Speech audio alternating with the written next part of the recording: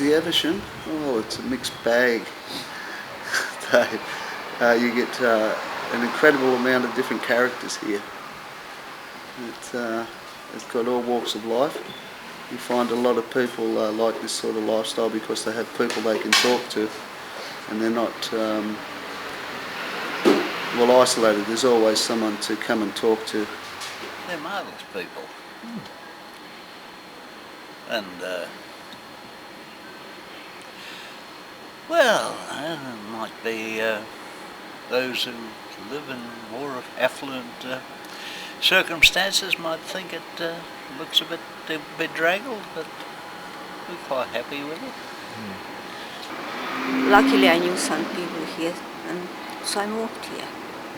And Monica and Walter, that right one I think, were very nice people and very kind, friendly. So I like it here. It's like a family. I feel like in a family. I have like an extended children and grandchildren. I still saw the little boy, and we like each other. We help each other. We study with each other and do activities.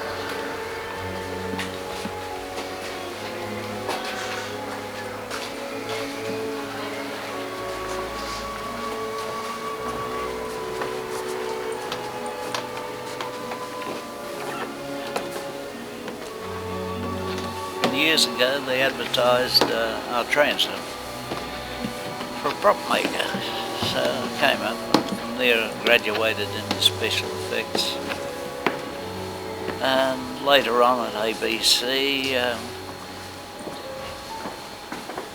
received had my explosives license and so forth, and, props and model making, lovely stuff. It's something you really get your teeth into. Yes, I always remember Eric, I did some work at Melbourne Tech on sculpture, but he really taught me. He used to say, play the life, plaster the death, marble the resurrection. After Camelot, which is an extraordinary, took us about 6 months to build it, and they brought the cloths and all the props up in the wardrobe basket from the station. Ah dear. But they were, yes, it's quite a letdown really, but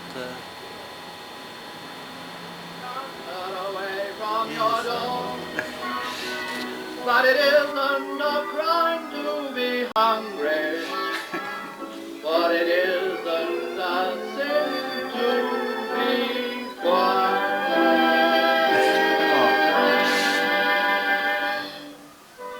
Do you find yourself getting involved in their lives, No, I try not to. I try to avoid that side of it if I can. Go mad if you did. Oh, it's like a little family. They form their own little families. They all get close to each other and they'll go out and have dinner or they'll go round the pub or whatever. Yeah. They come back and visit after they've left. We've got guests that come in and say hello, how you doing? Well, there was someone here just before. Yeah, 7 years ago. Yeah. Yeah. And do they look after each other? Yeah, they do. You find a few, I'll feed you tonight, things like that. See, some of us have been friends for as much as 10, 12, 14 years. When this place goes, well, we'll scatter and friendships will be lost. I have lived here, for almost a quarter of my life. Been, simple. It's a simple life. I've never lived extravagantly. Of course, never been an extravagant person. Older people here who I'm quite concerned about, because I speak to them and you can sense their fear of what's going to happen next and where are they going to go. It's quite unstabling for them. What about you? Myself, well, I'm nomadic, David. I've moved around ever since I was a very young age. Now, if I go into a government-assisted or government-subsidised hostel, I lose that $190, and the rate of rent is $27 a day. And when you consider that the base rate for pension without allowances is $446 a fortnight, what's left is $6.15 a day.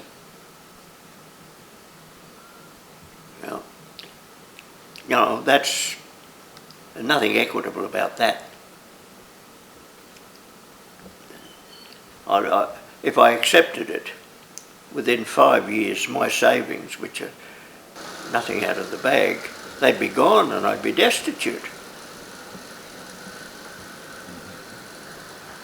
To put it candidly, I'm frightened because I can't see a future.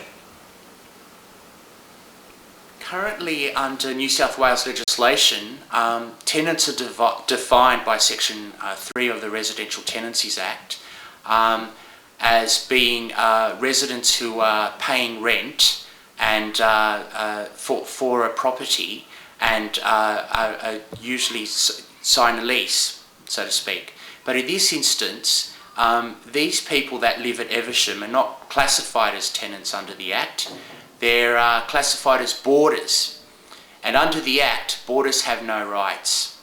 What that means is that they can be evicted without notice. They can just be sent a notice to leave within the day or within the next day, and they're not given any time to pack up or take any of their goods away. They are just given immediate notice. Okay, well, this final letter to let everyone know that the 2nd of August is virtually the end. That's it, last day.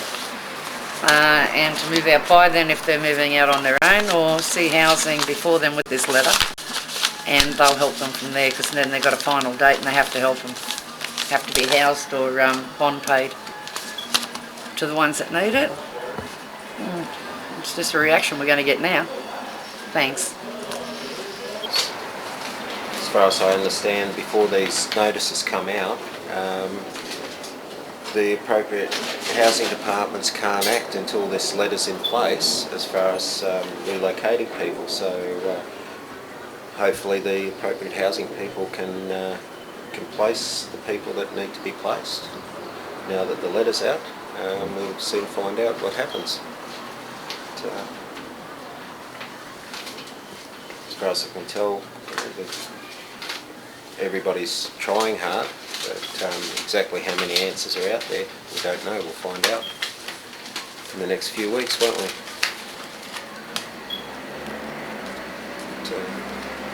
But, better go and show my partner our letter. Just let her know that what's going to happen.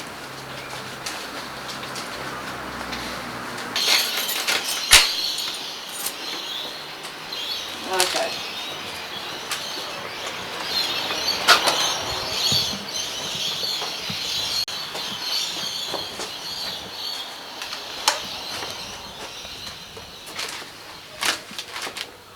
Number 8.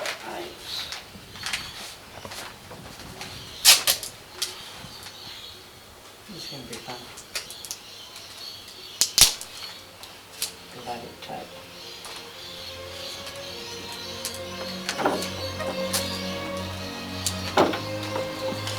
Here we are, that's your official notice letter, date.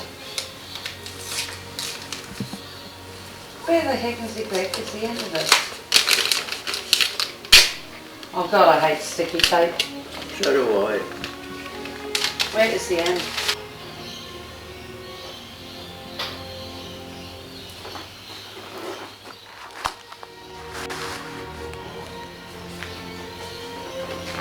Okay. 2nd of August. Yeah, 3.5, nearly 4 weeks. Not quite 4. 3 weeks. Yep, next Monday's 3 exactly. What is that, Oliver? Final date. I thought it was the end of, would be the end of August. It's created a complication.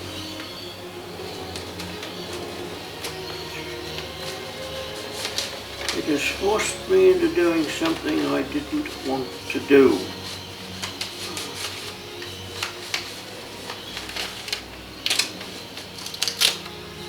I'll have to go.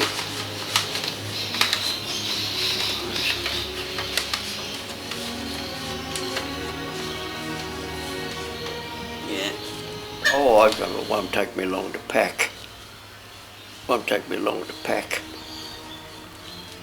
I'll discard, there's a lot of stuff I'll discard. See, I've got my clothes, I've got my typewriter, I've got the television, electric jug and heater, and this. But the point is, where do I go? I don't fancy going into what is virtual poverty, because that's what it'll amount to. You know, it boils down to the fact that once you get past a certain age, nobody wants you. You're expected to curl up and die.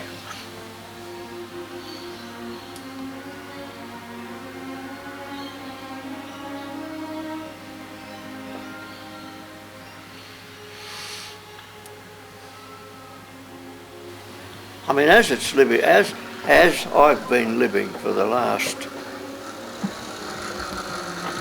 20 years, I've been able to save in some months as much as $100. Now it means that I won't be saving 100, I'll be spending 100 a month. And how long does $8,500 last under those circumstances?